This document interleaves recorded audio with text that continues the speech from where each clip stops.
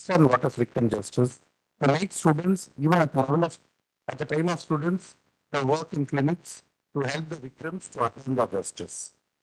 So, if you want to think what is this, I'm talking about, it is nothing but the brainchild of Justice Jordan. That is what the judge has contributed to the development of drug studies, not only in our country, even in the whole world, because those students which Lordship has contributed to our judgments have gone to many places.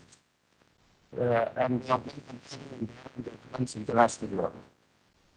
So, Lordship wanted this program to happen in this auditorium at Tamil Nadu Dr. Ambedkar University on this particular day. And Lordship was chosen and right person, correct person to be the chief guest to inaugurate this foundation. Because whatever is done properly in the beginning, it will happen completely properly till the end. And the right person is none other than the most properly Justice Harry Deputies, who is consulted with the chief guest in spite of its busy schedule to come. My whole goal is to just give a welcome address and then in few minutes. Before that, I need to it's a very surprising fact, which I think none of them, either in that dais or as the dais, the students might not know. Today is a day very important for this university, not because we are inaugurating this lordship, but because we have exactly completed 10 years of coming to this campus and Paramount campus. That means it's a kind of individual celebration on completing 10 years of this campus. The third of February 2nd, 2016, and today is February 2nd, 2026. And what is working and two problems that is such as Anand Venkatesh and that's a global level. I think under the best way to this campus, because of we are in Aripuram campus, and I'm sure that many blessings should come to this university because the residents and AMD has been chaired by two very prominent judges. So firstly, I'd like to welcome Justice Anand Venkatesh. Many of, I'm sure that your lordship does not need any introduction. Whether it's media, whether it's print media, or whether it's visual media, if you have reported judgments on account of the news which is coming through various judgments, obviously, if the students can do a small research, they will get the highest number of points for justice. Because those judgments are not judgments just for the sake of giving judgment. And judgment is for the society. It thinks for the betterment of the society. And now, collective judgment, as a professor of law, I'm telling you, was very analytical in nature. Reasoning for which the judgment has been given. I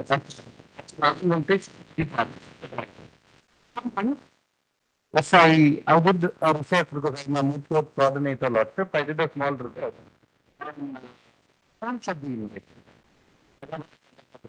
So I asked the students themselves, rather than asking anyone else or me deciding. And always farming lordship is basic. So first we go and cover options for any program we conduct.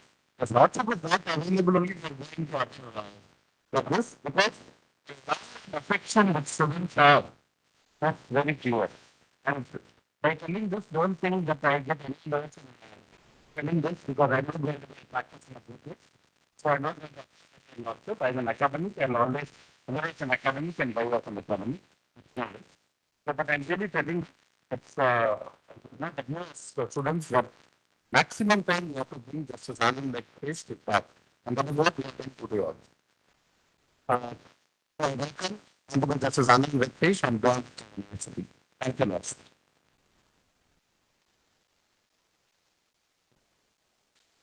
This is probably my any of them may not know what's like what member of the virus.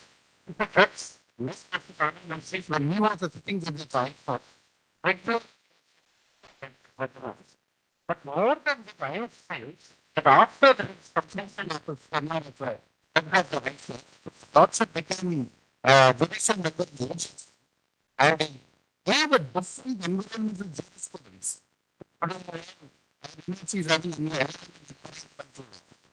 Most of the concepts which our students are studying has come because of the judgments which are being given by justice government. Not only that,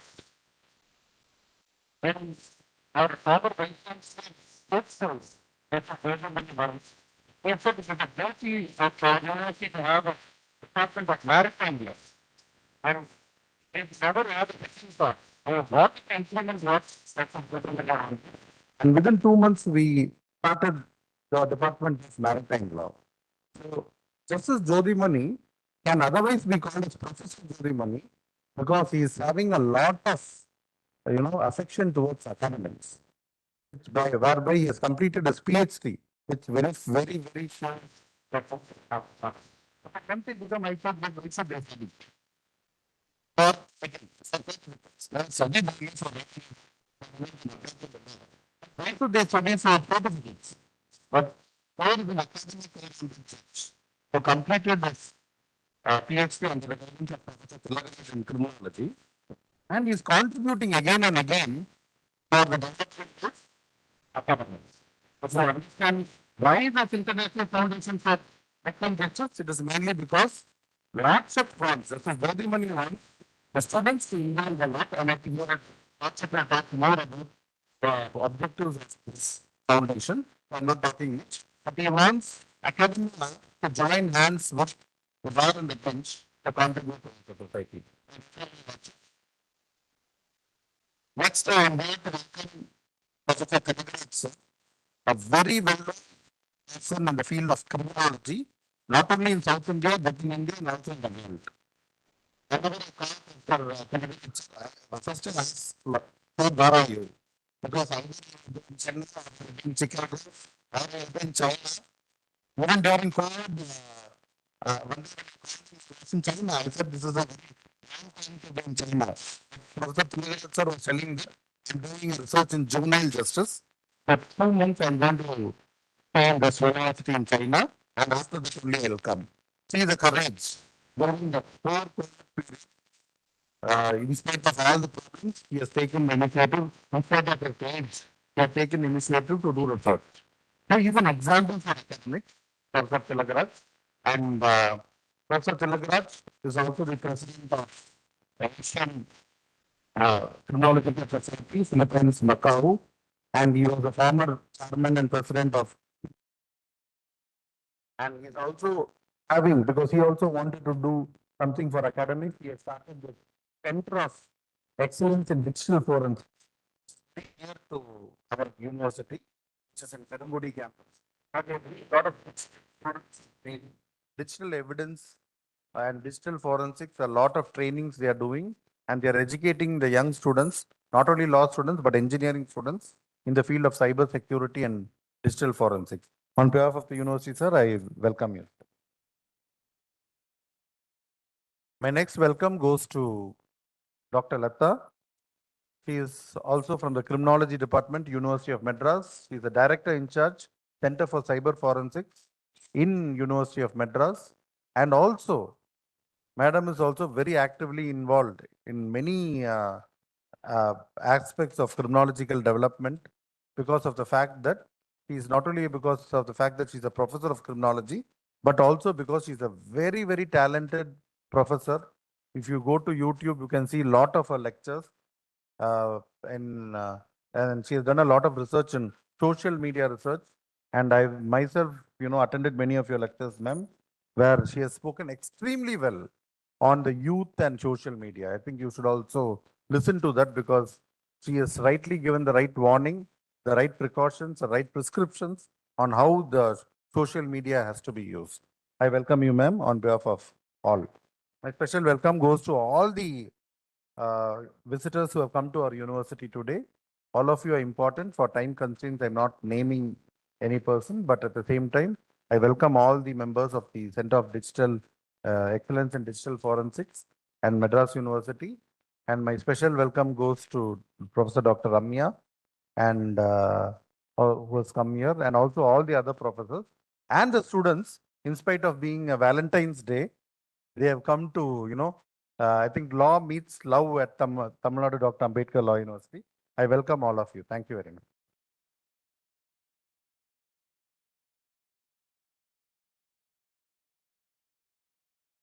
Thank you so much, sir, for formally welcoming this gathering. As a token of appreciation, I now kindly request Honorable Dr. Retired Justice P. Jyotimani, sir, to kindly felicitate Honorable Justice N. Anand Venkatesh, sir.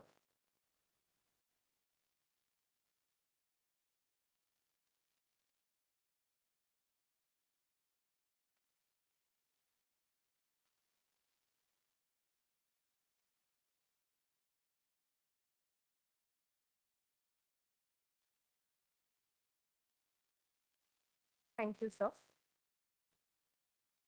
We're extremely privileged to have with us today Honorable Dr. Retired Justice P. Jyotimani, sir. His Lordship is a distinguished jurist and an academician holding a PhD in criminology from the University of Madras. His Lordship had also served as standing counsel for several prestigious institutions like the University of Madras and the Food Corporation of India. His Lordship has delivered landmark judgments, for example, in the Kundakulam nuclear power plant case and the Google trademark dispute. His Lordship has also served as a judicial member of the NGT New Delhi and the Southern Zone in Chennai. It is now my honor to invite Honorable Justice Retired P. Jyotimani, sir, who is also currently the President of the International Foundation of Victim Justice, to deliver the presidential address.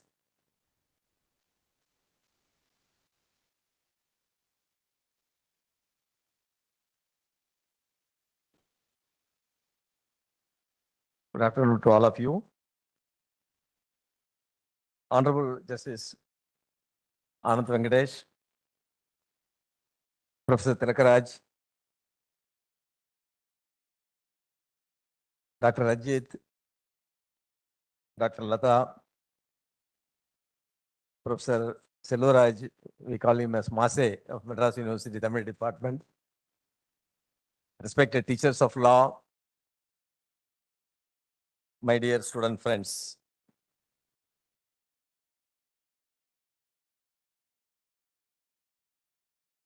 At the outset, I'm extremely thankful to Honorable Justice Anand Venkatesh for having accepted our invitation.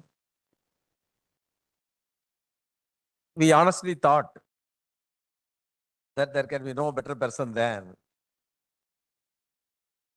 Brother Justice Anand Venkatesh to inaugurate an international organization on victim justice. As Rajit said, his judgments are thought-provoking and really reaching the masses, giving them the real benefit which they have been searching for. Therefore, he is a practical judge.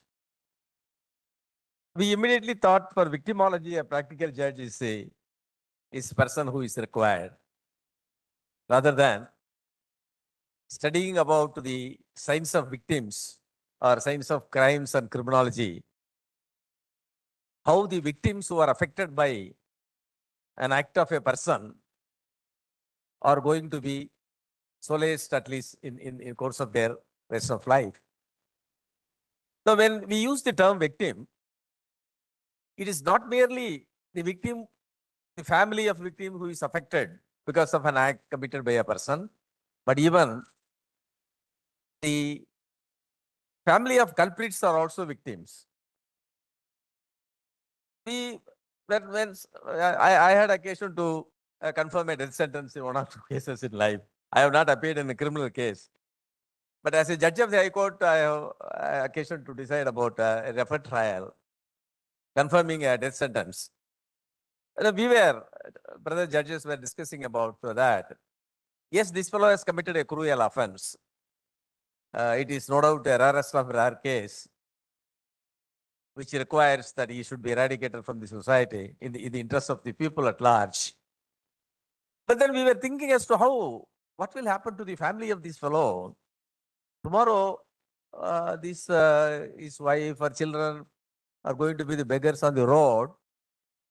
Are we not responsible in committing a social disparity? For the fellow who has committed a crime, you are given punishment as per law. There is no difficulty. Law and justice, everything comes in. And under the criminal jurisprudence, you are given a death sentence. It's absolutely fine. Then what is that going to be given to this family? And in most of these cases, you find if you take the criminals, as Professor Tilakaraj used to say, criminals are not born. Society makes criminals. When you are a child, God never intends that you should be a criminal or doing something against the society. But the society makes him criminal because of various circumstances. And for this fellow who has committed a crime, a heinous crime, why should his family suffer? What should be the solace given to the family? At least for the victim's family, the trial court or the appellate court gives certain financial solace, or government gives some solatium or something like that. But ultimately, the victim on the side of the criminal's family are not looked into. They are also the citizens of the country, people of the world at large. Therefore, worldwide, this is being discussed under the concept of victimology. So precisely what should be done for these victims? And who is a victim? This is being discussed worldwide in the criminological society. Therefore, we thought that an international forum must be created for the purpose of creating awareness among all people, particularly the young generation of lawyers, law students, we the judges, lawyers and others, teachers and law, to give a solution for the victim justice. And therefore, we thought that an organization should be formed. In fact, we have a cherished idea that we are having an advisory committee. The world criminologists from Mecca and other places are all our advisors. And they speak excellently well about the concept of victimology and what should be the solution given to them and what should be the benefit the society should offer to them. And although, unless you come to a conclusion in this way, it is not possible to have a civilized society, For a civilized society, not only the accused should be, the criminal should be eradicated, but the existing families should be given solution to live peacefully. And that is the very idea of starting this organization. Dear friends, you are studying Indian Penal Code and criminal law, civil law, and everything during the course of your studies here. Probably this is a combined course of 5 years course. And you also incidentally think about this criminological aspect of the human being, and particularly the victimology concept as to the criminal justice system. When law empowers a court to give a judgment or punishment on a person who has committed an offense which has been proved beyond all reasonable doubts, what should be the solution given to the people who are affected by either by his conduct or because he was born in that family, how to make the society to live peacefully. And it is to think about that. We thought that our justice is a proper person to speak. A sitting judge will be a very proper person, When I used to think as a judge of the court, in one case I saw a district judge awarding life imprisonment to a person for an offense. But then he awards the 10,000 rupees compensation to the family of victims. And I can't comprehend this. How this 10,000 rupees is going to be a solution to the family which has been ruined because of the conduct of this fellow. You are given life imprisonment, okay. But the 10,000 rupees is an amount which can, this is being followed, it appears even today. And that is why the criminal administration, the system should think about that also. And this is also forming part of the social justice concept. And I know Justice Anand Venkatesh will give a propound a solution that is for the future. You know, one more thing, Justice Anand Venkatesh is a good singer, you know. I was not aware when he was a lawyer. I was not aware when he was a lawyer, you know. He has appeared in my court also on many times. But then, during the time when the judges, we used to have dinner or a lunch session or something like that, you know, with the family, we join once in a month or once in a year or something like that. In one of that dinner meeting, he was singing a very good song, which I always liked. But I don't sing, but I like M.S. Viswanathan's Kacheri and all that. I used to hear him a long time back. And even today, Mega TV, every day you find between 8 to 10, M.S. Viswanathan. I sit for 2 hours because the old songs and all that. I heard, I was hearing Justice Anand Venkatesh singing an excellent song. And I hope on this 10th year completion of this university, he will also give a song. With these few words, I request all the students of law when you are studying about the criminal justice system, penal code and other things, please think about the victimology concept also, apart from criminology. Because in criminology, you have so many things, you know. You got the cyber law also has come now. And in criminology, those days, when Rajiv Gandhi was murdered and Dr. Chandrasekhar has found the real accused by studying the skull, and that was a rudimentary system. Now everything has become digitalized now. By digitalization, you are able to find out come to a correct conclusion as to who should have committed the offense. So that is the system now we have. So in this point of time, you also think about the social reformation, about the families affected by these accused and the families of the accused, and all these things must be put an end to. At least a solution must be given. This is a world solution. It is not it is not a problem concerning the Indian judiciary alone, Indian system alone. Worldwide, it happens. The American courts also giving a very nominal amount as a compensation to the families of victims, and that should change. As Anand Venkatesh was talking to me just in the room, that the reformation should take place slowly, because you accuse the present system. You say that our system is good and all that, but the solution will come as Darwin said. Uh, the person who is competent to live alone can live. That competency will arise among the human generation, and that one of these things will be the environmental law and this system, victim justice system. And I hope Justice Anand Venkatesh will give a solution. And this organization, Cherished Memory, will start from today, which is the 10th year of this university. And this place is accidentally chosen because Professor Ranjit said that our place will be a good place for you to start this sort of organization. And that should be a good reason to start. Thank you very much for listening us. And you are going to listen a very noble person on this subject. Thank you very much.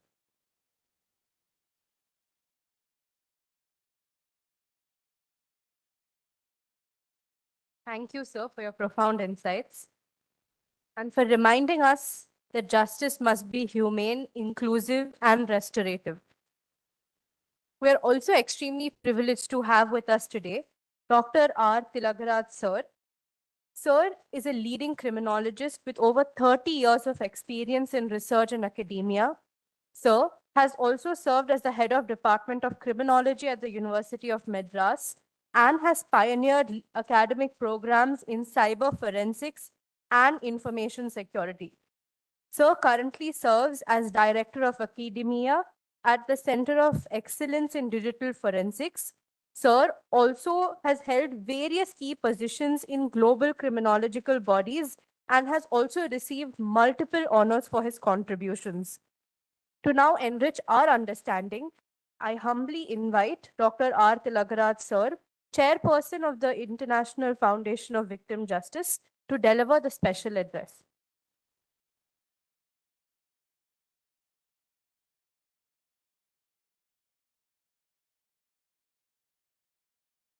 Good afternoon, Honorable Justice, Dr. Judy Mani, Honorable Justice, to Anand Venkatesh, with Ranjit, Baba, my group leader, Thomas Selvarajan, who was the president of the Madras University Teachers Association. Now again, he is the president of the Madras Teachers President, Dr. Paneer Selvam, great professor in medical biochemistry. He's in now US doing a lot of research work there. And other faculty members, my dear students, I deem it a prestige and privilege to be here to speak in this occasion. As you are all studying criminology and victimology, part of your curriculum, you go back and trace the development of criminology, you'll find good number of laws pertaining to the rights of the accused, rights of the prisoners. For a long time, you will go to the police station also, you will find TK Basu to follow everybody who ever told as a victim, make a complaint, you'll find TK Basu is there in the police stations. That was the period. But for a long time, victims of crime were neglected. That was the fact. One of the reason is a crime is always considered as a crime against the state. So that victim is thrown on the state. Nobody bothers about the victim. That was the situation. But in the 1980s, there was a movement, victim justice movement, development of victimology as an independent subject all over, particularly in Europe today. Victim justice plays very, very important role at every level of the criminal justice system, both in police, prosecution, and judiciary. And when we speak about victimology, there is an international instrument of victims' basic principles of victim justice. It speaks a lot about what should be done for the victims of crime. That is the situation. There is a organization in US, NOVA, National Organization for Victim Justice. There are organizations. நீங்கெல்லாம் கேட்கலாம் ஏற்கனவே விக்டிமாலஜி society இருக்கு அப்படின்ட்டு எங்க தலைவர் கூட கேட்பாரு. விக்டிமா international society of victimology, world society of victimology, Indian society of victimology. But once in a year they meet, they conference, they discuss, present papers. But Justice Jodhimini asked what we should be, how we should be different. I told, when you speak about victim justice, unless otherwise we do service to the victims, it cannot be a society. That's why we thought we must have students like you, and we are going to enter an MOU also today. Be volunteers with us, do service. Victim justice is meant for victim support, victim service, and legal aid, economic support, psychological support, counseling, guidance. So that we would like to have social workers who are very interested. The legal professionals, the young people like you, they should come together, and social workers. That is our objective. We want to do more the field level service to the victim. That is the main, this international foundation is meant for that purpose. And other parts of the world, it has gone. The NOVA, National Organization for Victim Justice, as I told you, in US, they are doing wonderful service throughout the country. Only service supposed to the victim. Any victims of crime, they can immediately contact the NOVA, and whatever kind of service support they want, they are doing. And in the judiciary also today, things are different. And India, it had got a momentum, particularly after Justice Malimat Committee report. If you see the Malimat Committee report, for the first time in the criminal justice reforms history, he speaks about victims of crime and continuous training and credit goes to our Professor Chuckalingam also. We conducted a number of training programs to officers of police, judiciary, prosecution, and others also. That made a tremendous impact. Today, if judiciary speaks, judiciary think of victim, and the credit goes to Indian victimology, no doubt. And to the extent today, if you see that, you are all students of law. When you take two stages at the end in the court, one is conviction, the other one is sentencing. Conviction is over, criminal law is over. Now, what are you going to do for the offender? Sentencing. When you take a sentencing guidelines are all there. The purpose is there should not be any discrimination. Of course, despite there are guidelines, many guidelines for each crime, disparity is abundant so much. Here, very important thing is now the concept of victim impact statement. Victims should be considered at the time of sentencing. What are his suffering? Psychological, economical, physical. All his suffering should be considered. And he must be heard in the court of law before sentencing. This is the situation, prevalent situation, today's situation, different parts of the world, really in Europe. But the victims of victimology not only speaks about victims of crime, victims of abuse of power, victims of abuse of power have been a victimization, increasing day by day.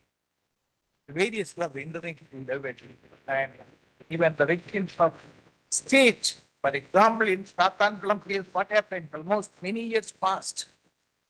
Jayaraj and Benik's case, nothing could not whether it will reach the limelight. People, little worried. Torture, custodial torture. These are all not only victims of crime, but the victims of state crimes. So that victims of state crimes also requires assistance, support, service.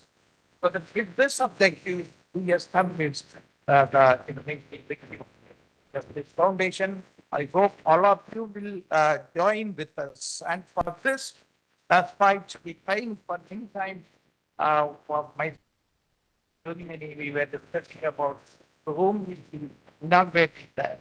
And luckily, we got an opportunity to make this illuminate and I see the recent gentleman in favor of justice. And myself and my professor here, they are of the head. And also, our retired people could not get the retirement benefits. Yes, yes. And we remain thankful to you, sir, forever. And I tell you, his judgment goes little beyond to all the street judgment. அவங்களும் நீங்க case file பண்ணாங்க அதாவது முடிக்கல this is what is generosity, and I thought he will be the most appropriate person to inaugurate this International Victim Justice Foundation. Thank you so much.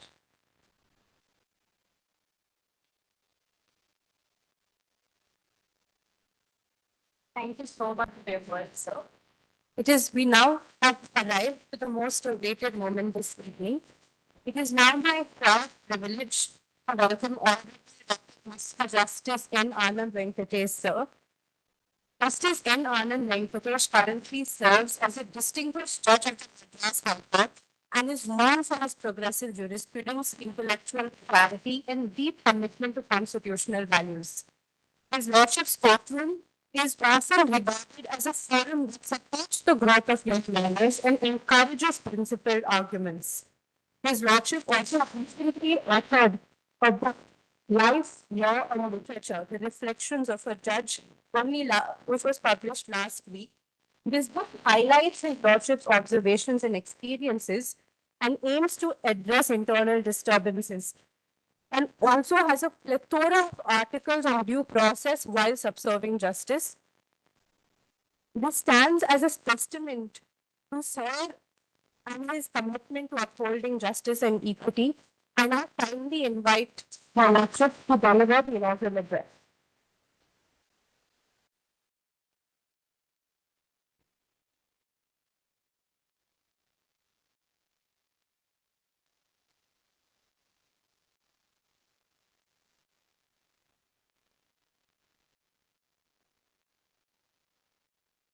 As a Gen Z judge, happy Valentine's Day.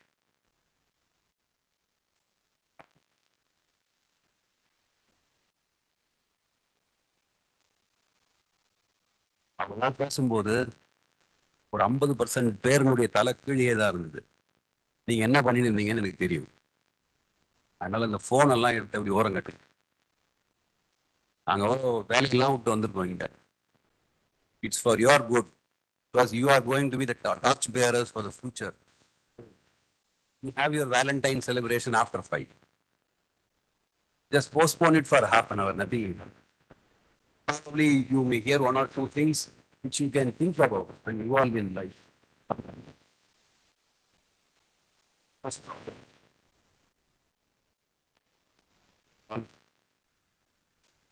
That's good. Thank you for the University and the International Foundation for Victim Justice for having invited me for this function. My pronouns to Justice to Dr. Tilagaraj, my pronouns to Dr. Lata, my pronouns to the professors before me, and my dear wonderful students.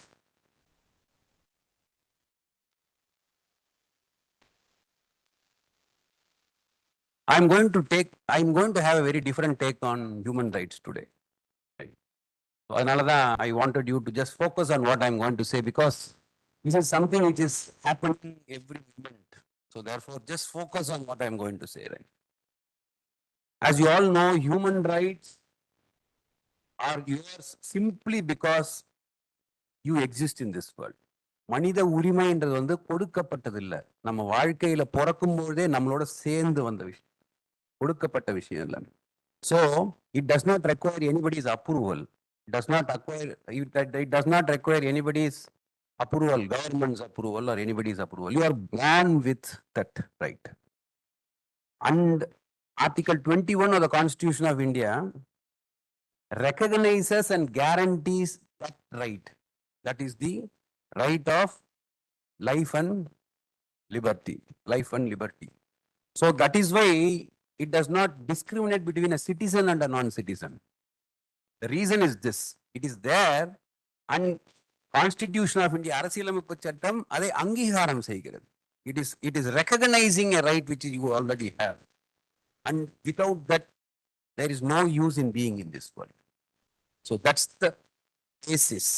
நம்மளுடைய இந்த உலகத்துல இருக்கிறதுக்கான அடிப்படையான விஷயமே this மனித உரிமை, in the life and liberty. So that is the fundamental you must always carry in your mind. அதனால human rights வரும்போது human rights ஏதோ thesis அப்படிலாம் நினைக்காதீங்க. Human rights is something which is vested to everyone who is born in this world, to which we have to include nature also. At some point of time, the judicial pronouncement must move towards recognizing life of a river, life of a forest.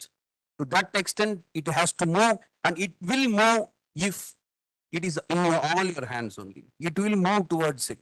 So it's that important. That is why we are all assembled here on a Saturday. UN 1948 declaration guarantees what? It guarantees life, it guarantees education, it guarantees health, it guarantees freedom for everyone. This is how the UN declaration starts. Who is a victim? பாதிக்கப்பட்டவர் யார்? Who is the victim? அந்த question ரொம்ப முக்கியம். That's the மையம் இன்னைக்கு நம்ம பேச போறது. Who is that victim? 1985 UN declaration says that anyone hurt physically, Anyone who has been hurt physically, mentally, emotionally, financially, and stolen rights, whose rights, யாருடைய உரிமைகள் பறிக்கப்பட்டிருக்கோ,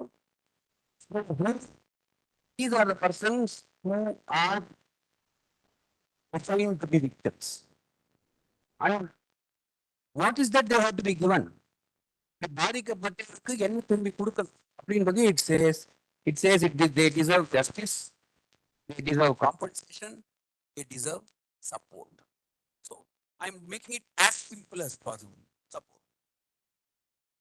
Now let us focus on this definition of victim. பாதிக்கப்பட்டவர்னு நம்ம யாரை சொல்றோம்ன்றது ரொம்ப முக்கியம்.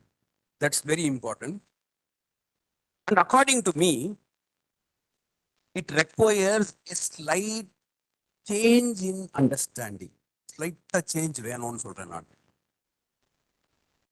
Just close your eyes for a moment and picture this scenario. An Instagram scroll turning into a storm of cruel, vulgar, violent trolls that scars the young heart for years. Just think about that scenario. Or an application which tells the driver who brings us food that he is no more, an app says that you are no more in the job, you are thrown out. Or a child who is living in Sundarbans, right in front of her eyes, is seeing that the island is vanishing because of the rising seas. They are all invisible crimes which are happening in today's world. So the traditional way of looking at it, in terms of human rights violation, is what? The obvious violence or the obvious torturing. These are the traditional ways in which we always used to understand human rights violation, right? That requires a slight change because of some rapid things that are happening around us. And that is what I wanted to focus today. So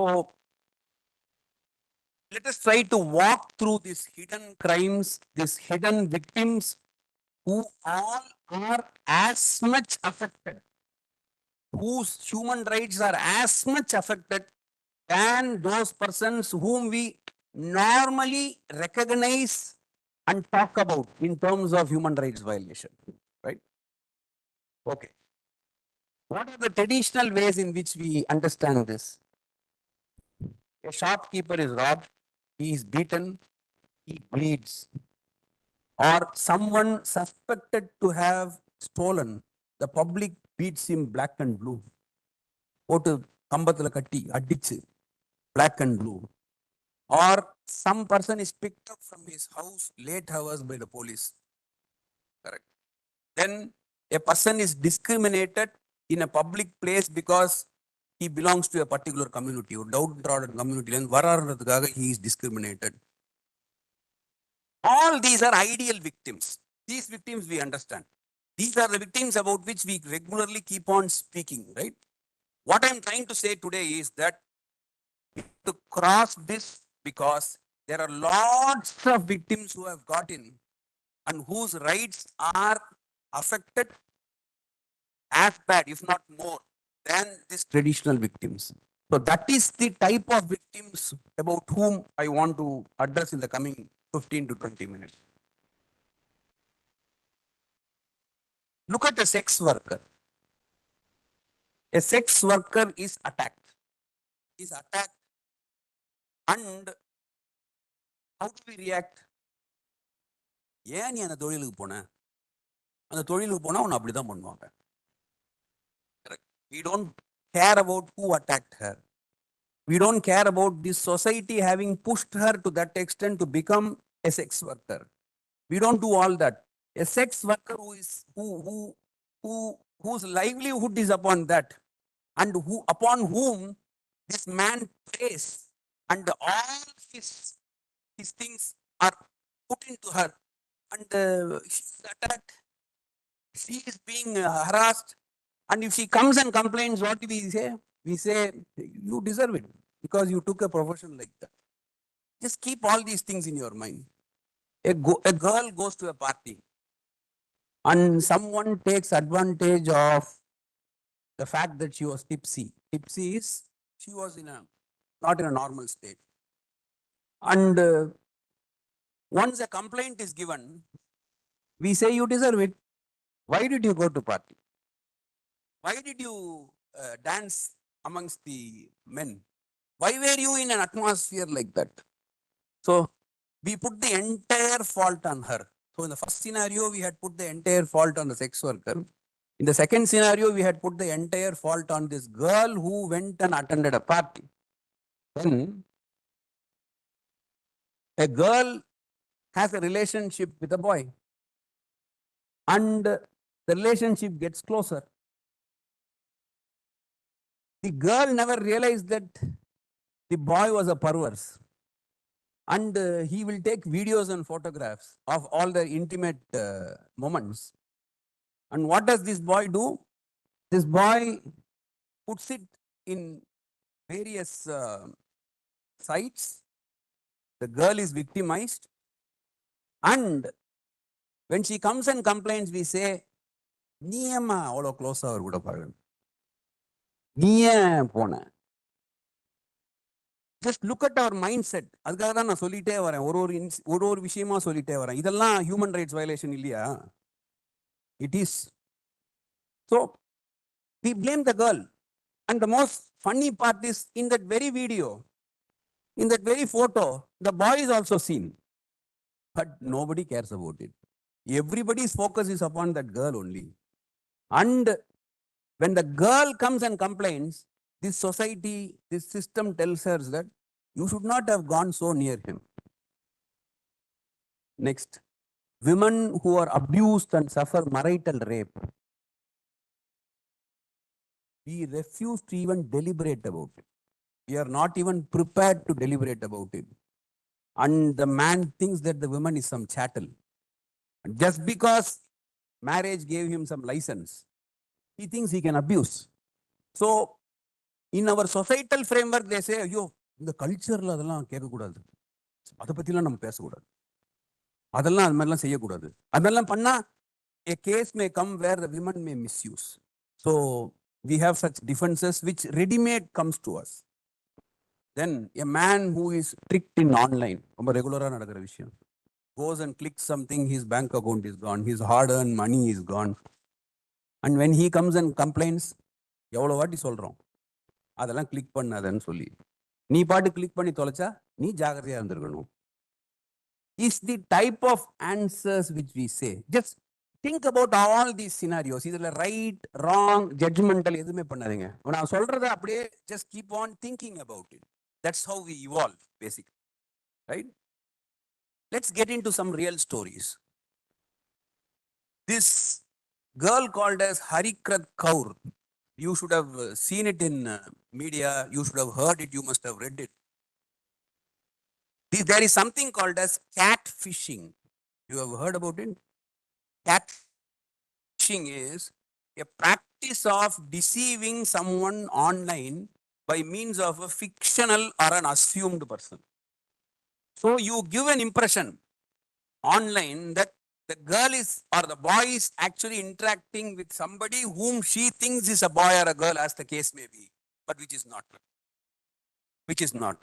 So this girl was lured into a relationship with nobody.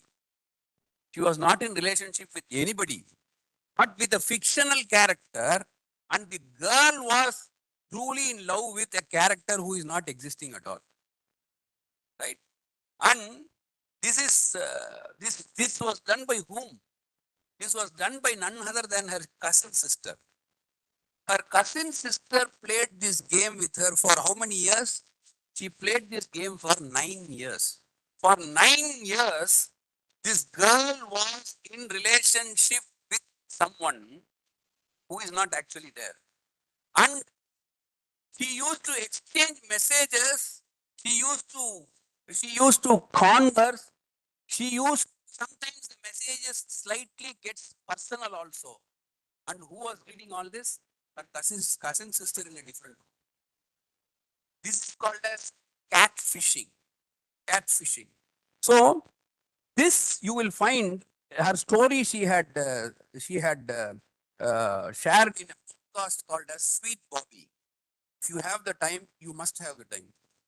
On a Valentine's Day, go and see this. It's called as Sweet Bobby. And she talks about, her name is Kirat. She talks about the manipulation which took place online, and it involved 50 characters. She was in, she was having a relationship with somebody, and some 50 characters were coming around. That everything was manipulated, and the manipulation uh, went went so much that after 9 years she realized, because the man was not projecting himself. The man was not disclosing himself to her. யாருன்னே சொல்ல மாட்டேங்கிறான். So she engaged some private இவங்களை detective agency மாதிரி engage பண்ணாத மாதிரி ஒரு ஆளே இல்லை. அது வந்து 9 வருஷம் கழிச்சு தான் தெரியும். So this fake profile which was created with whom she had a relationship for 9 years, what happened? Stole her 9 years. 9 years of her life is gone. There was no physical injury. There was no bloodshed. But emotionally, she was gone. 9 years is gone. Just have this in mind. Then the other thing is that so these are the type of victims about which I thought I should address to you. These victims don't come to limelight, and this is increasing by the day. It's not as if every other day some new things come. Today, victimology and victim by as such is a growing field over which there has to be a focus, and that is why it's very important that some organization like this comes up specifically for this purpose. We have to focus on this, right?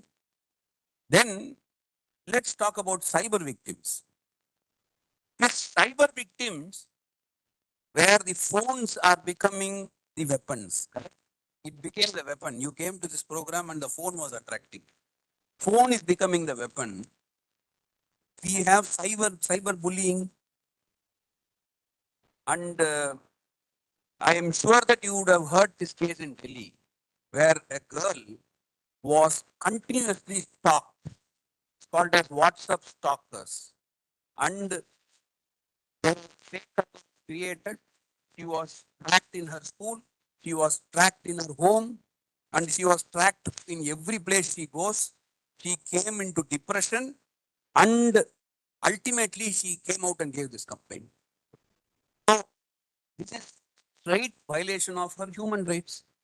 And the experts all over the world are saying that cyberbullying and cyber stalking is increasingly becoming common, and those posts, my dear friends, don't vanish.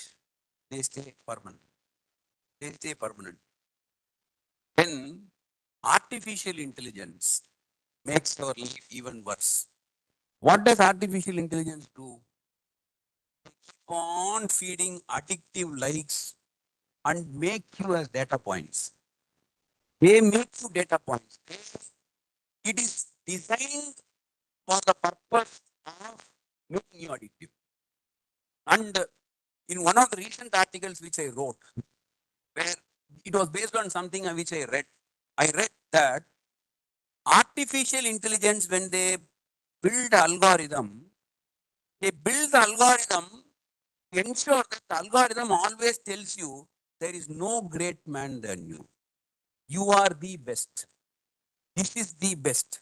So, politicians, it will be very good. Continuously keep on telling you that you are the best. What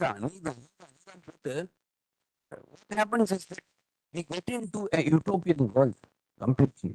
So artificial intelligence are built like that. Your social media, whatever you see, It's all designed for the purpose of making you addictive. Yunan mu, say, making us addictive. And the biggest danger is that man has thrived in this world because of his efficiency to create. Right? Today, that place is now slowly taken by artificial intelligence.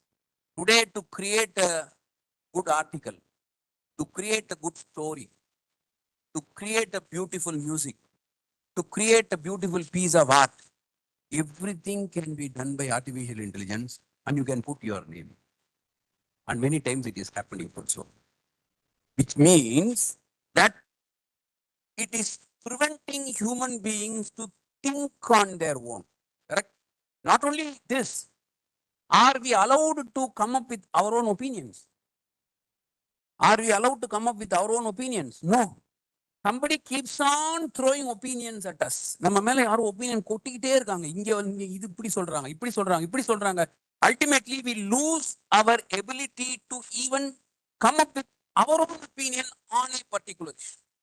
So, on the one side, our thinking ability, our evolving ability is slowly taken away.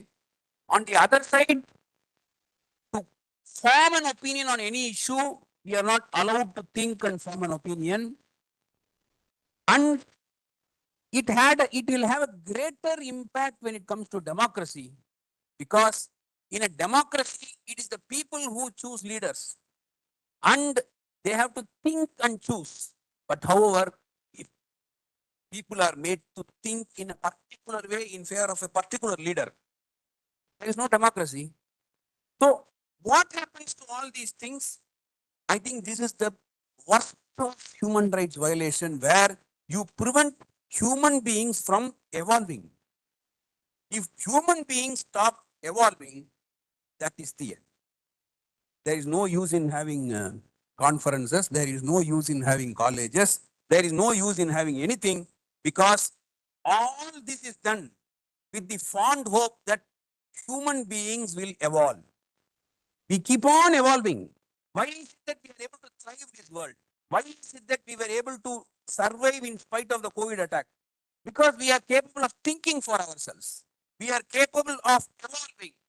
And if that is going to be stopped, that is going to be erased, and something else is going to take that place, then that's the worst of human rights violation that can ever happen in the history of violation of human rights. That's something which you have to keep in mind, right? So this is about cyber. Next, I come to the unknowing victims. This is secret cameras everywhere. So now you picture this. There is something called as Meta Ray-Ban. எவ்வளவு பேர் கேள்விப்பட்டிருக்கீங்கன்னு எனக்கு meta Ray-Ban class தெரியல. There is something called as Meta Ray-Ban. This Meta Ray-Ban ஒரு 40,000 ரூபாய் தான். And if you just put it, you can keep on filming whatever you are seeing, wherever you are going. It will keep on recording continuously. You look stylish. And you can keep on doing this. So you can secretly film somebody in the market, somebody in the temple, some private moments, everything you can do. And what happens is what it records, and it all depends on who is wearing it. What happens if the person who wears it records it and puts it in the site? So you become someone else's content. அவனுடைய கண்டென்ட்டா ஒரு மனிதன் மாறுவான். Because he will choose whatever he has recorded just by wearing one glass. He will choose how to exploit people. He will choose other person's life itself, and you will become his content. He will put that content online. So we are always being watched. We don't know how many cameras are around us. They keep on watching. To some foreign countries when I go, particularly to countries like Singapore, I feel like I am watched even in my bath. You are watched everywhere. It's impossible to escape. You will not find policemen at all in the road. We see so many policemen, right, in traffic. In Singapore, you will not find one policeman. You will not find anybody. But the moment something happens, We don't know where from these 10 people came. Every place is having cameras. We are continuously monitored by camera. Have you watched this Malayalam movie called as Vikruti? Please watch that movie. Meaning, I am an avid movie watcher also. Vikruti. This Vikruti is a 2019 movie. It is based on a real life incident. What happens is, there is a speech and hearing impaired person. He will be so tired after his work. He would have slept in the train. Somebody அதை photo எடுத்தாங்க. Photo எடுத்து அவங்க போடுறாங்க மீடியால. இதை மாதிரி தான் குடிச்சிட்டு எல்லாரும் ட்ரெயின்ல படுத்துட்டு வராங்க. மற்றவங்க உட்கார விடாம பண்றாங்க. This is the sum and substance of this. This became such a big problem. It was shared in social media. The man's personal life was gone. Nobody knew till the end that he is a person who cannot speak and hear. And this is what happens with cameras. Have you watched this movie of Jim Carrey, Truman Show? Please watch that movie. Because நம்ம எல்லாரும் அதை நோக்கி தான் போயிட்டு இருக்கோம். என்னைக்கு இது வரும்னு தான் எனக்கு தெரியல. Truman Show is a brilliant movie of Jim Carrey. It's a 1998 movie where you will find that he is an insurance salesman in that movie, right? But he is unaware that his entire life, start to finish, moment after moment, 24/7, 365 days, is captured, and it is actually a reality TV show which is going on. This is a very extreme thing. This is very extreme, but it is not impossible today, is what I am trying to tell you. So that reality show will go on, and his life, he will be living in a place called as Sea Haven. That's the place of the town. And he will have 5,000 hidden cameras around him. And the reality show will go on.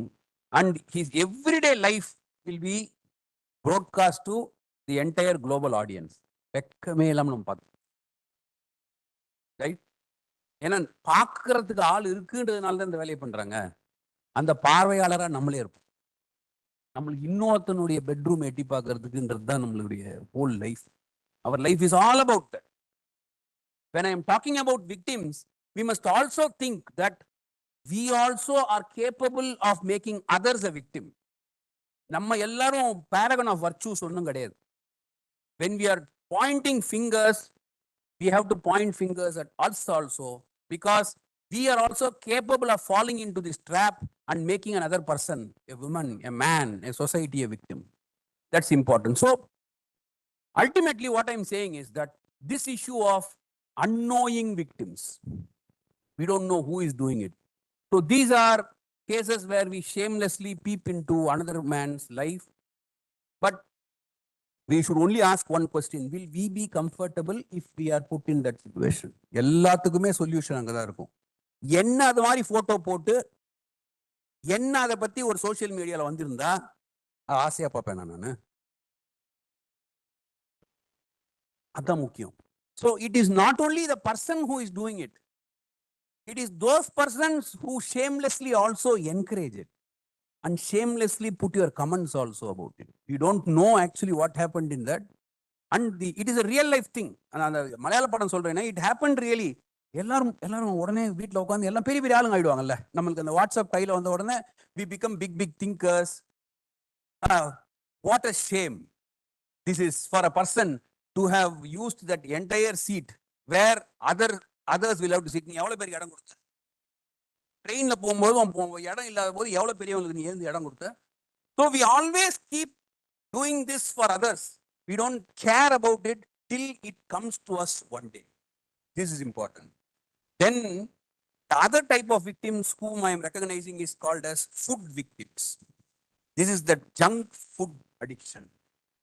This is நம்ம விக்டிம்ல human rights வயலேஷன்ல we understand starvation, we understand malnutrition, we understand basic food not being provided to prisoners as by means of a punishment, etc.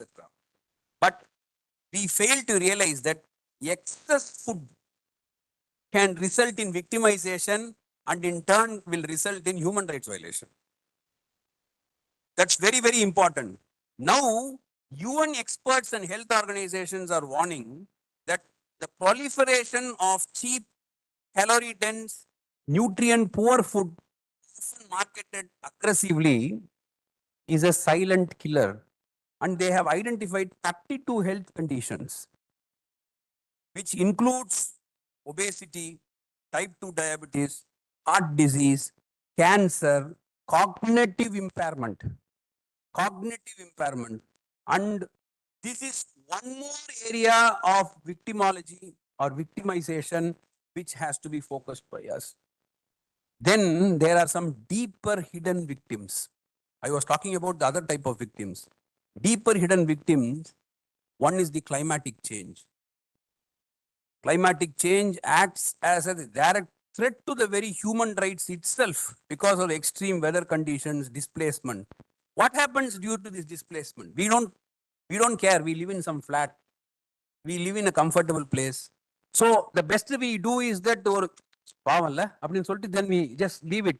But what happens is that indigenous people who are living near the sea, they lose their land. There is food insecurity for them. And these people are displaced from that place completely, which means that one whole generation is gone. The entire thing is vanished. And the sea level rise is now consuming small islands also. Many islands are being swallowed, which means people who were living in that island are also gone. So this climatic change, the result of this climatic change, which also results in victims, is an area which has to be focused by us.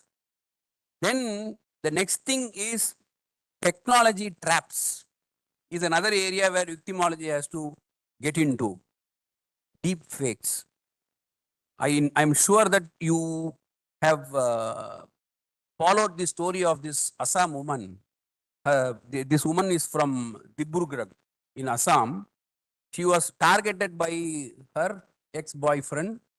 What he did was he took that face and he created an erotic artificial intelligence content. And this was under the name Baby Doll Archie. This was put into everything and it unfortunately, we go and see all that. And what happened was it gained such a massive popularity, subscriptions were collected. He earned money out of doing this shameless thing. And ultimately, this girl came out, and this is now popularly called as the revenge porn. Revenge porn, where somebody who thought that the girl is loving him, and it did not happen. நம்ம கைக்கிளை இன்னும்ல நம்ம தமிழ்ல அது மாதிரி ஆனதுல முன்னாடி புலம்பிட்டு போயிடுவோம் தாடி இடி வளர்ப்போம் maximum. Today we are taking revenge.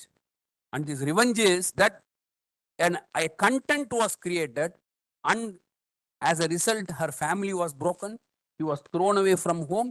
This is one woman's. But these are all indicators of what is going to happen in future. வருங்காலத்தில் என்ன நடக்க போகுதுன்றதுக்கான ஹர்பிஞ்சர்ஸ் இங்கிலீஷ்ல ஒரு வேர்ட் சொல்லுவாங்க. இதெல்லாம் நடக்க போகுது. விக்டிம் நாலேஜில் இதெல்லாம் வரணும். Then there is something called as parented தான் நம்ம கேள்விப்பட்டிருக்கோம். There is something called as sharented kids. Sharented kidsனா என்னன்னா இந்த பேரண்ட்ஸ் இருக்காங்கல்ல எங்க போனாலும் போட்டோ எடுக்கிறது குழந்தைய. Keep on taking snaps, keep on recording videos, and all this is put in social media without being aware that these photos and videos are being used by pedophiles. And these pedophiles have collect all these things, create content for which there is a market. And these poor parents who wanted to popularize their children, யார் கேட்டவங்கள? இந்த parents யார் குழந்தைங்களை popularise பண்றதுக்கு? குழந்தைங்களுக்கு எப்படி popularise ஆகணும்னு குழந்தைங்களுக்கு தெரியும். But parents are popularising. என் குழந்தை எப்படி பாடுது பாரு, என் குழந்தை எப்படி ஆடுது பாரு, அதை எடுத்து சோசியல் மீடியால போட்டு போட்டு போட்டு போட்டு they don't realize that it can result in being used for pedophiles. The most dangerous thing which is happening. So This is called as share-rented kids. Did you get the consent of the child? The child is incapable of giving the consent. The child never gave the consent. You parent thought that the child is your product. It is your chattel. You photographed, you took video, you just put it into social media, and your child has lost all its rights. Who is going to go and talk for the rights of the child? So this is yet another area where victimology has to grow. Then the most dangerous of victims is religion. The Universal Declaration, Article 18, guarantees this freedom. But please see what is happening around the world. In the name of religion, particularly the Jews or the Muslims. Now media is portraying Muslims as extremists. That's how the projection is going on around. And this was amplified after the 9/11 attacks. And this ongoing conflicts which is happening in Israel and Palestine. So it's called as Islamophobia. So Islamophobia is that you are starting with an assumption that all Muslims are terrorists. And this is continuously being done. As a result, what happens is that the moment you start interacting with somebody in that religion, you get that impression. Can there be a worse human rights violation than this in the name of religion? Then there are some very silent victims of politics. These victims. Think about the case of Rajiv Gandhi assassination. After Rajiv Gandhi assassination, everybody was targeting for punishing everybody. But as time moved on, politics got into it, ideology got into it, and people were talking about releasing all the accused persons who were involved in it. But நீங்க அது ரொம்ப கவனமா பாத்தீங்கன்னா, apart from Rajiv Gandhi, 19 other persons were killed or maimed. Nobody cared about them. Apart from the former prime minister, there were 19 other persons who had suffered because of them, whose family suffered. Nobody knew what happened. Nobody cared about them. So these are all political areas where, ideological areas where we forget about victims. Then the next is the case of Dharmaburi bus burning. Poor college students, girls were burned to death because of some political thing. And it was confirmed till the highest court. Those people were released on remission. They were all released. Who cared about the children or who cared about the family of those girls who were burnt? Nobody cared about it. Our recent incident in Karur, 41 people died. And the political parties were making so much of noise about it. Even who talks about it now? Who cares about the families of those 41 persons who died? Who even goes and verifies as to whether the compensation that was paid to those 41 families was actually received by them? We don't care. We don't care at all. This is the way in which his peculiarities in Indian scenario is happening, insofar as victimology is concerned. Then we always have the secondary harm, where the police kitta poi a girl says that I've been abused. He says, "Niyema night vela vella pona." He immediately becomes the boss. And he says, "You should not have gone. Why should you go so late in the night? Why did you go to the party?" I'm abused. He didn't care about it. So these are some peculiarities which are happening. Same way, these child victims who are abused, physically abused, sexually abused, they are traumatized in courts. They are traumatized in a system which makes them remind about that incident again and again and again. The child is made to recall that incident, which is the most worst of human rights violation. Then, since it's Valentine's Day, I love to talk about romantic relationships. Romantic relationships, which sometimes gets closer, is an offense under POCSO. So that's the most funniest part of POCSO. POCSO was never intended for this type of incidents at all. And till now, the law is yet to evolve in that. correct? So therefore, what happens to those rights? Just because one or two incidents had taken place, you are condemned for 10 years and 20 years inside the jail for nothing. Apart from that, there was nothing else against that person. And it was a consensual relationship between parties. But the boy is thrown inside the jail. And we are dealing with cases after cases after cases, because I'm sitting in a special bench on that, where the parties involved are boy is 16 years, girl is 16 years. Girl is 17 years, boy is 15 years. And boy is the accused person. Meaning the POXO Act is gender neutral. POXO Act does not say boy, girl. POXO Act only uses the word child, Kurandai. Kurandai can be boy or a girl. And unfortunately, the people don't seem to address. It directly affects the children's right there. So this is one more area. So we have spoken about, we have addressed about victims in the real life from the from our regular and orthodox manner in which we understand who victims are, traditional victims. But these are the new range of victims whom should be addressed, about whom we should be concerned. And if we don't do that, we ourselves, our own children, our own family members will have this problem. So the laws will have to move towards it. The laws of human rights violation will have to move towards it. And we have to stand for these invisible victims who are yet to be recognized in the society in spite of we facing this problem. I think you will all do that. Thank you.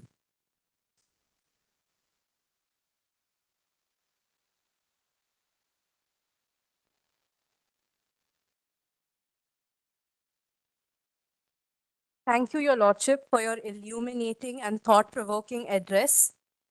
Your words will undoubtedly guide the vision and the mission of the International Foundation of Victim Justice. May I now most respectfully request our honored dignitaries to kindly take their seats in the front row while we prepare for the logo launching ceremony.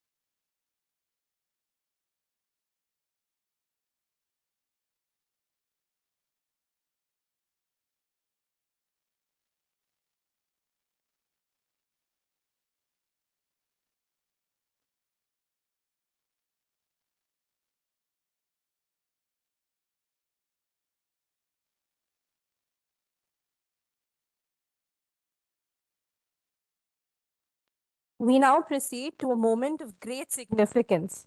The formal launch of the International Foundation of Victim Justice's logo, symbolizing the birth of an institution dedicated to the rights and dignity of victims. I now humbly request Honorable Justice N. Anand Venkatesh, sir, to please do us the honor of unveiling the logo. Today marks a historic moment at the Tamil Nadu Dr. Ambedkar Law University, Chennai. A vision of justice, commitment guided by compassion, a future shaped by accountability. We proudly inaugurate the International Foundation for Victim Justice, an institution dedicated to strengthening victim rights, advancing restorative justice, building a more humane system. Platform that unites legal minds, scholars, and change makers to protect dignity and ensure fairness. A flame of hope, balance of justice, a hand of spirit. Today, we unveil a symbol that represents protection, equity, unwavering commitment to victims everywhere. International Foundation for Victim Justice. justice with humanity, justice with purpose.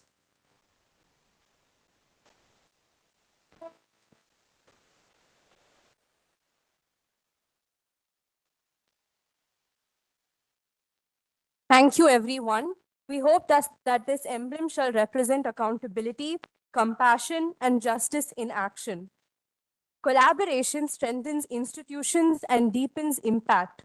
We now move on to the presentation of the draft Memorandum of Understanding between the International Foundation of Victim Justice and the Tamil Nadu Dr. Ambedkar Law University. May I now humbly request Honorable Dr. Retired Justice P. Jyotimani Sir to please present the draft Memorandum of Understanding to Dr. Ranjit Umin Abraham Sir.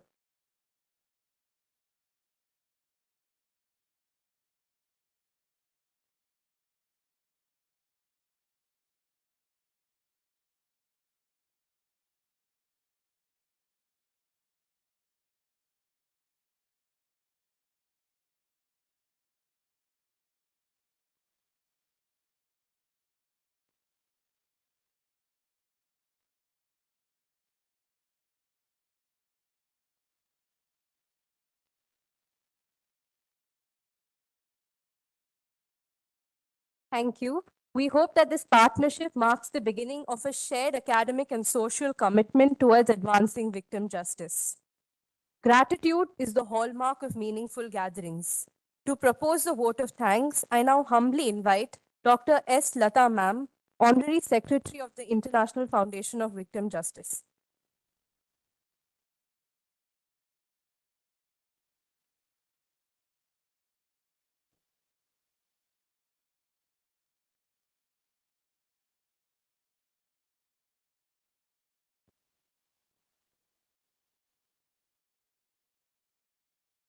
A very good evening to one and all present here.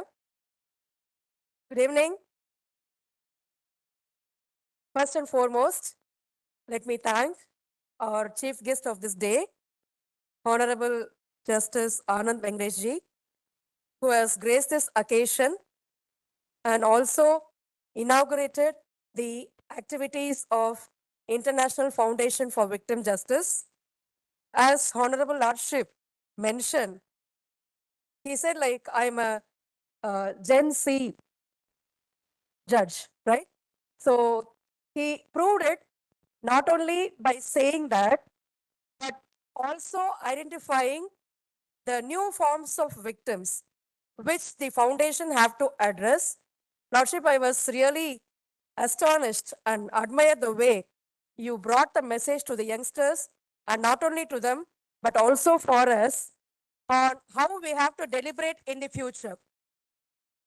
As you said, like we work in the Department of Criminology, and every day we encounter a lot of victims. They think that it is a kind of police station, so they come to us to report and also to seek some solution. So when you were deliberating the issues here, I felt that you have addressed all the modern day victimization, which we need to address in addition to traditional victimization. For example, like we had a case of cyber trafficking. The same way, as you mentioned, when the girl's family went to the police station and said like our girl was molested and our girl was actually getting trafficked and blackmailed by a person, the police rendered the word, who wanted you to give this costly mobile to your child? And because of that only she became victimized, forgetting the factor that this fellow was abusing her online through various sources. And we had to approach the police and say like, this is going to become another Pollachi case. Please address this issue immediately. And then the then ADGP of Cybercrime Cell, he involved 8 people as a special team to identify the culprit. And then we realized that this fellow was abusing not only this girl, but many number of girls, and not only girls, but also men. He was found to be a gay, so he was abusing men also in a different way. So I feel that you have addressed all the issues, starting from cyber victims, technology traps, victims of romance. In fact, there was a person, I mean, father of scientific criminology, Lombroso. he mentioned 4 types of victims, or 4 types of criminals, I can say. One of the types of criminal is criminals by passion. Criminals who commit crime because of passion, that is love or romantic anger. So you have addressed all these issues which are very contemporary in nature, and more recently you have also addressed about the victims of politics and also invisible victims who are not known to many people, including men. So we would march with your words. We will take it as a guideline. We will also take your advice in every step of our development. And together with the students of law, criminology, social work, sociology, and anyone who is interested in handling handling this victims issue, we will take up your guidance. Thank you so much, Lordship. With one single word, of course, Honorable Justice Jyotimani was a senior, but not only because of that, when we went to invite him, Professor Tilakaraj and myself went to invite him in person. So the very first question he asked us is like, what is it you're really going to do in your foundation? Please explain me what you are going to do and how different you are going to be. What is your motivation to start this foundation? So these were the questions asked by the Lordship. And then I prepared everything and said, Lordship, this is what we are proposing to do. And he got convinced. And after convincing only, he actually accepted to inaugurate with his full faith and scope on us. Thank you, Lordship, for coming here and enlightening us. And Honorable Justice Jyotimani, definitely a part of us for the almost 20 years. He did his PhD in criminology department. And at that time we saw the passion of his, thirst to learn lot of things in criminology. And especially his PhD was on sentencing. Any judge would dare to take such topic. We criminologists will take, a lawyer can take, even a police can take. But being a sitting judge, he dared to take the topic sentencing disparities, and he also completed his PhD with his own contribution in different ways, which is coming as a book in the few days. Honorable Justice Jyotimani has motivated us in most of the matters, but he is one of the key factor to start this International Foundation for Victim Justice. Not only starting it, he has got lot of vision to mold the young generation lawyers and legal professionals. I'm sure that you will all have lot of opportunity to work with Honorable Justice in the future days. Thank you, sir, for motivating us and initiating this, where we could join with you and work for the cause of different kinds of victims. And definitely my special thanks goes to Professor R. Tilakaraj. Professor Tilakaraj is my mentor. I did my PhD under him. My first guide was Professor Chokkalingam, who led the seed of victimology in my mind in the year 1992. He started with Indian Society of Victimology, and my PhD thesis on him was compensation to victims of motor vehicle accidents. And that time it was a very hot topic, how the compensation was not reaching to the victims. So my study was started by Professor Chokkalingam, and later I joined with Professor Tilakaraj. And from then I could understand his passion, that how he can motivate people to work for the cause for victims, and his thirst to give us a lot. So even at this age, he encourages us to do a lot of things, and he also actively participate in many awareness programs and also supporting victims. Any victim who actually reaches him, they will get his 100% support wherever he is. It is very fortunate to have such a mentor, and also he is chairing this International Foundation for Victim Justice. So thank you for what you are being for us all these days, and also motivating us to take up this initiative. Your guidance will actually go along in this field. Thank you so much, sir. And my other special thanks goes to Professor Ma Selvarasan.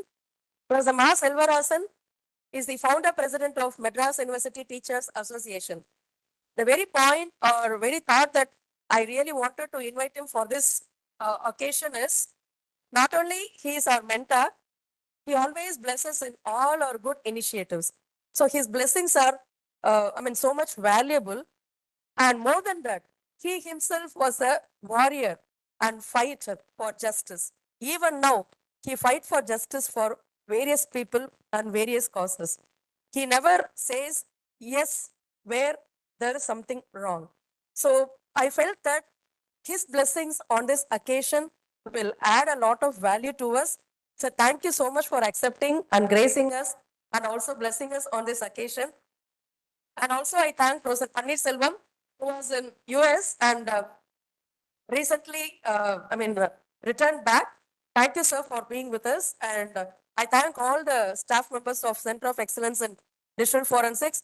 I thank Dr. Ramya, who is also one of the board members of the International Foundation for Victim Justice, Professor Tangaraj. And special thanks goes to Professor Ranjit Oman Abraham. If not him, this function could not have happened in this place. He is always a connector between the criminology department and the law department. You know, like all the subjects should work hand in hand or they should have a coordination. Criminology, victimology, forensic science, forensic medicine, cyber forensics, information security, law. So all these subjects cannot be seen aloof or separate. We have to work hand in hand to provide something to the society from where we have actually come. And that zeal is always with Professor Ranjit. Professor Ranjit is a very good friend of mine for the past 22 years, from his master's day and PhD until now. So he is also a hero of all the law students here.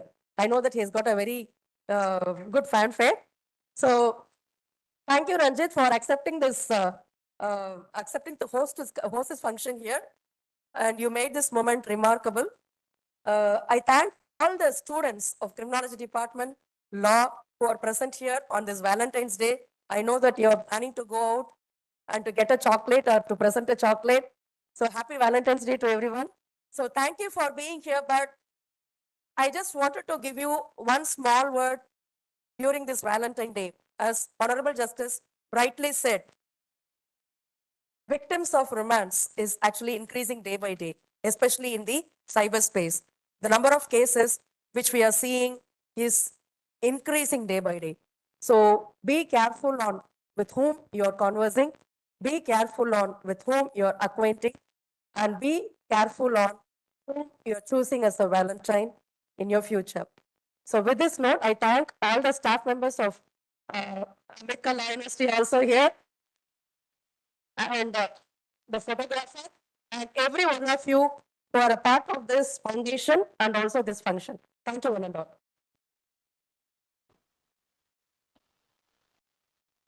Thank you, ma'am. And just a minute, like I told you, no, this is 10 years we have completed in this campus. We have achieved a lot. Of course, we are not here to talk about our achievement, but what I would like to say is, sometime before when the judicial magistrate exam happened in Tamil Nadu, our student stood first. And recently, the APP results have come. And again, our PhD student and also guest faculty, Sharubani has come first last week. So we have done a small collection of photographs where recently where Justice Anand Venkatesh has come here. So Sharubani will do the honors of giving the same to Honorable Justice Anand. Okay.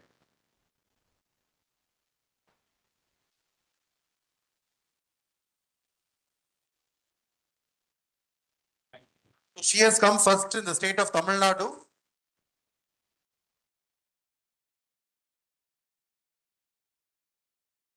So she'll be joining as an APP soon and she'll be rendering victim justice for victims. And also a small collection of photographs where Justice Jyotimani J has, actively come to our institution, especially for the criminal investigation competition. I request Joy, sir, to do the honors of giving the same to Justice Jyotim.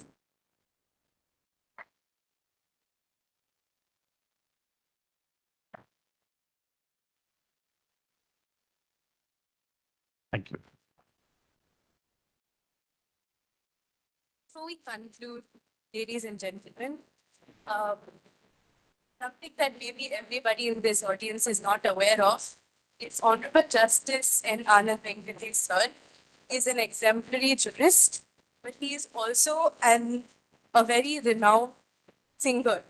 And sir has agreed to sing for us, so I kindly invite sir.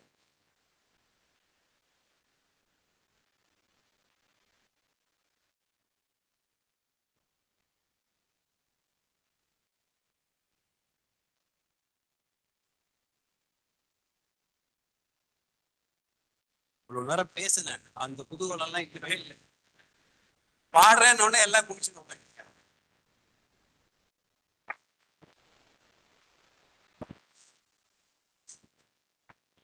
Valentine's டேக்கு அப்படியே ஆப்போசிட்டா ஒரு பாட்டு பாருங்க இப்போ.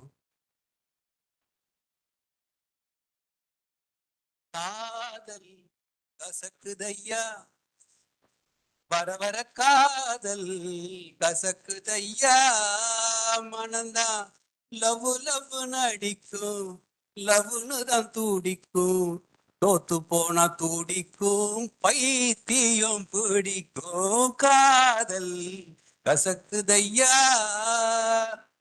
யார் யாரோ காதலிச்சு உருப்படல, ஒன்னும் சரிப்படல, வாழ்க்கையில ஒன்னும் சொகப்படல, காதல படம் எடுத்தா ஓடுமுங்க, தேட்டரில ஜனம் கூடுமுங்க, தேவதாஸ் அவன் பார்வதி, அம்பிகாபதி அமராவதி, கதைய கேளு முடிவு பாரு, கடைசியில் சேராம வாழாம செத்தாங்க, எனக்கு இந்த காதல் கசக்குதையா.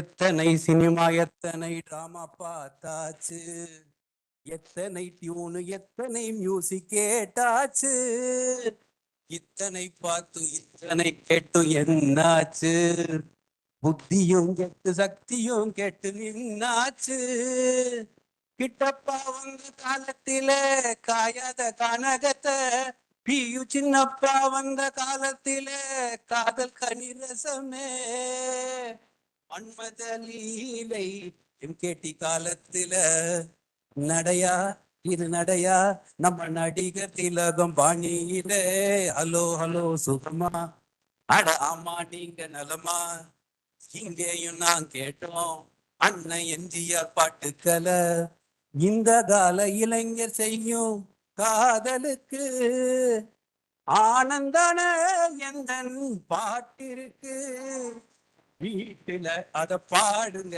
பொண்டாட்டிய லவ் பண்ணுங்க, தகப்பம் பேச்சு தாயின் பேச்ச மதிக்கணும், நீயாக பெண் தேடக்கூடாது, எனக்கு இந்த காதல் கசக்குதையா, வர வர காதல் கசக்குதையா, லவ் லவ் நடிக்கும், லவ்னு தான் துடிக்கும், தோத்து போனா துடிக்கும், பைத்தியம் பிடிக்கும், காதல் மோதல் காதல், காதல் காதல் கசக்குதையா கசக்குதையா கசக்குதையா.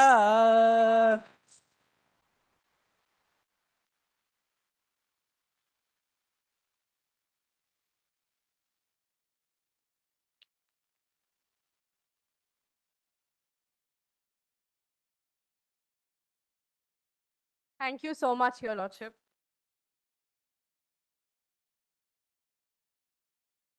That is a very good note to conclude on. As we conclude today's occasion, may I request everyone to again please rise for the national anthem.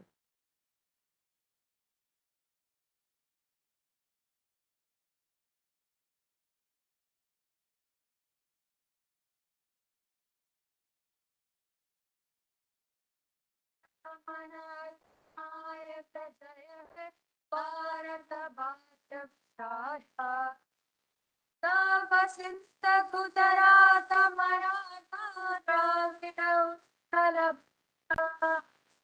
Vindhya Himachal Yamuna Ganga पुष्पनामे ताहे तव शुभ आशीष माथे आहे जन गण मंगलदायक जय हे भारत भाष भाषा जय हे जय हे जय हे जय जय जय जय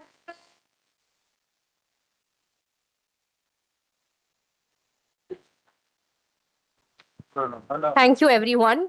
On behalf of the Tamil Nadu Dr. Ambedkar Law University, we extend our heartfelt gratitude to all dignitaries, guests, faculty members, and students for gracing this inauguration and making it memorable. We look forward to an impactful journey with the International Foundation of Victim Justice. Thank you, everyone. I kindly request the members of the audience to remain seated for 5 minutes. Members of the audience, kindly settle down.